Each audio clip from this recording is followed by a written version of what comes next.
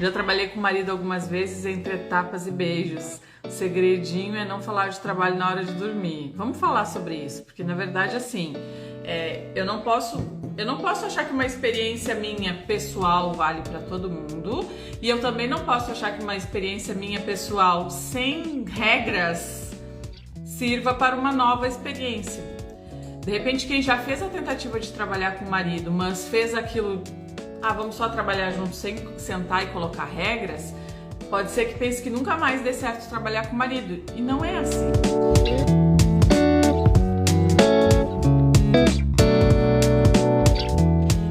Quando a gente está falando de trabalho, nada pode ser aleatório. Nada pode ser aleatório. Nenhuma sociedade, seja com o marido ou seja com qualquer outra pessoa. Não pode só ser assim, vamos trabalhar junto? Vamos. E aí começa a trabalhar e seja o que Deus quiser. Não é assim, gurias. Quando a gente vai fazer uma sociedade, quais são os primeiros passos que a gente tem que fazer? A gente tem que sentar com a pessoa que está se propondo a ser nosso sócio, e a gente tem que estabelecer as regras dessa sociedade.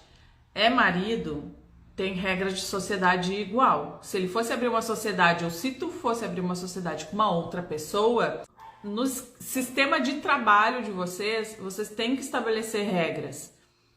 Não adianta chamar o marido para trabalhar contigo e achar que tu é a chefe dele ou que ele é o teu chefe, né? Ou ele entrar na sociedade achando que vai ditar regras sobre o que tu tem que fazer sem entender nada de um negócio artesanal.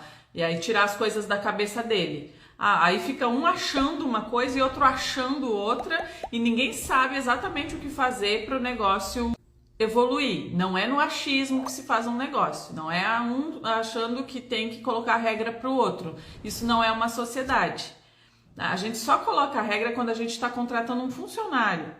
Aí se essa pessoa entra no nosso negócio como uma funcionária, ou um funcionário, aí sim eu posso dar as regras para essa pessoa e dizer para ela exatamente o que eu quero que ela faça dentro do horário de trabalho dela. Eu não aconselho contratar marido como funcionário do ateliê, tá? Isso vai dar realmente uma crise aí, talvez no relacionamento de vocês, talvez não valha a pena arriscar. Mas sendo sócios, vocês precisam sentar e entender o ateliê como uma empresa. Então, quais são os setores dessa empresa? Bom, a gente tem logística. O que é logística? Compra de matéria-prima, entrega de encomendas, é todo aquele trajeto que a matéria-prima e o produto pronto faz, desde chegar até o nosso ateliê e depois chegar até a casa da cliente. Então, logística é uma área do nosso ateliê. Quem é que vai ser responsável por isso? Marketing é uma área do ateliê. E o marketing está envolvido todo tipo de divulgação que a gente faz. O marketing é redes sociais, é o boca a boca, a apresentação que a gente faz do nosso trabalho, quais são os meios. Vou atrás de lugares para que a gente exponha em feiras, ou vou atrás de loja colaborativa, ou vou atrás de lojistas que possam querer nosso produto. Então, que nem a Fê comentou ontem, de ser o representante. Então, marketing é um dos setores do ateliê. Quem vai ficar responsável pelo marketing? Vendas. Marketing e vendas são coisas diferentes. O marketing prepara o terreno para vendas. Quem vai ser o vendedor mesmo? Ou quem vai ser o vendedor em que área dentro da nossa atuação, da logística do marketing? Quem vai... um vai ficar de vendedor do online e outro vai ficar de vendedor do offline, ou não, é a mesma pessoa que vai fazer as duas coisas. Quem vai ficar responsável pela produção, pela movimentação dos pedidos, dentro da produção, corte, costura, outra técnica qualquer. Então, vocês vão ter que desenhar esse cronograma da empresa. Quais são os setores da empresa, e vocês precisam treinar esse olhar para ver o ateliê como um negócio. E negócio a gente consegue setorizar dentro de um cronograma. E aí sentar os dois e decidir quem é responsável por cada um desses setores que a gente categorizou aqui. Não é chegar no dia e decidir o que cada um vai fazer. Cada um tem que se responsabilizar por aquilo que ficou responsável. Porque daí, se tiver qualquer problema naquele setor onde aquela pessoa ficou responsável, aquela pessoa vai ter que responder por aquilo. Vai ter que conversar com o sócio e dizer, olha, aí vocês vão ter que fazer reuniões.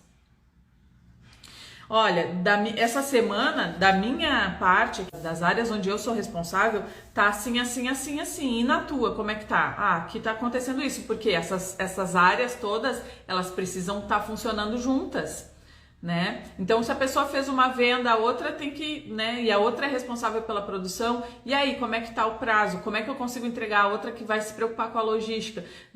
Vai ter a que é responsável pela logística. A gente vai fazer um contrato com a transportadora, tu que vai sair para levar até esses locais, a gente vai levar lá ou vai ter que pegar aqui? Porque senão, gurias, vira uma bagunça, e aí é uma pessoa bagunçada, outra pessoa bagunçada, aí vai ser uma bagunça ao quadrado, porque vai multiplicar a bagunça por 2. Não é assim que se faz negócios. Então não adianta eu vir aqui dizer assim, trabalhar com o marido não dá certo. Ter um sócio não dá certo. Contratar um funcionário não dá certo. É mais fácil eu dizer que não dá certo do que eu parar, sentar e nós dois ter uma conversa dizendo, tá, então vamos categorizar aqui quem fica responsável pelo quê, com que frequência a gente vai ter uma reunião para alinhar se todas esses setores estão andando juntos, né? Porque não adianta uma coisa andar e a outra ficar parada, ou a outra atrasar, e aí, né? Então, eu acho que é isso que a gente tem que pensar em relação à sociedade, seja com o marido ou seja com qualquer outra pessoa. É claro que trabalhar com outra pessoa tem uma responsabilidade maior no sentido da meta, né? A nossa meta tem que incluir o salário de uma outra pessoa. E vocês dois têm que ter salários estipulados. Tudo que a gente ganha no nosso ateliê não é nosso. Uma parte do nosso ateliê, do faturamento do nosso ateliê, é o nosso salário. A minha precificação, ela tem que incluir o salário dos dois. Aí vamos supor, tá? Que seja 1.500 de salário para cada um. A gente vai ter um custo maior, né? Porque só ao invés de ter um salário de 1.500 no meu custo, eu vou ter 2 salários de 1.500. E aí eu tenho duas formas. Ou meu preço de venda individual vai ficar um pouco mais alto, ou a minha produção tem que ser um pouco maior. Mas a minha produção sendo maior, eu tenho mais lucro no final se eu bater a minha meta. Porque, né, no volume de encomendas e no volume de pedidos, a gente consegue ter uma renda maior. Tem que ter a clareza da meta numérica. Então, a gente já está falando de duas coisas importantes aqui, né? Fazer o cronograma da empresa, setorizar e dividir as responsabilidades, quem vai ser responsável pelo quê.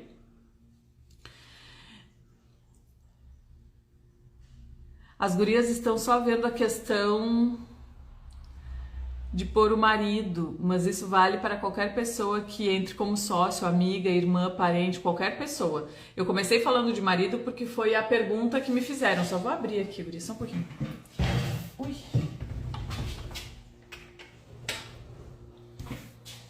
Eu comecei falando de marido porque foi a pergunta que me fizeram, né? Acha que dá certo o marido como sócio, mas eu também comentei que isso vale para qualquer tipo de sociedade. E é muito comum a gente fazer sociedade com uma amiga, com uma irmã, com a mãe. É muito comum a gente fazer sociedade no ateliê. E, enfim, abrir não deu certo. E isso vale para qualquer pessoa, tá? Tem uma amiga aqui que trabalha junto, só que tem que ser tudo conversado e dividido as tarefas. E por acho que ele manda muito... Acho que ela manda muito, mas eles crescem muito juntos, tanto que vai precisar contratar outra pessoa. Ele me ajudou bastante na pandemia, mas não levamos para dentro de casa. Sempre tudo foi muito resolvido no trabalho. Eu acho isso muito importante para o casamento dar certo. Eu acho que se tiver categorizado, mais, as chances disso não virar um conflito pessoal é maior, né? Meu esposo é da reserva, fica sempre em casa, vai pegar aviamentos e faz as entregas. Funcionário sem remuneração. Só pega o valor das entregas.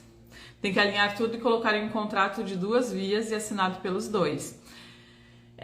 Né? Se a gente tiver esse cuidado logo no começo, as chances de a gente ter conflitos pessoais diminuem muito.